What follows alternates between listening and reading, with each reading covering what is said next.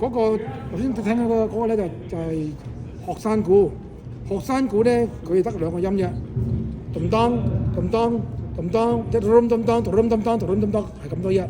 咁咧嗰個打當當嘅咧係單聲嘅，當當當，呢個係我哋嘅，佢係當當當當，我哋都係兩下一下兩下一下，佢就唔係，佢係當當當，變咗佢嘅音咧就係可以，就算打咚咚咚當都係當當，全部都當當㗎。咁變咗佢跳上裝嗰陣咧，可以隨時變都得㗎，就唔會掉你啊！我哋呢個咧會停一停咁樣，嗰啲半路停唔到㗎嘛。所以佢呢個音樂咧就係適合上裝打嘅。當喺地下做咧就唔夠花款啦，唔夠音啦，就好死板板啦。所以變咗地下做咧就唔好睇。佢上裝跳跳就好睇。同埋咧，佢呢個音樂咧係適合上裝可以變化無窮，可以隨時變，隨時又跑啊，隨時咩得。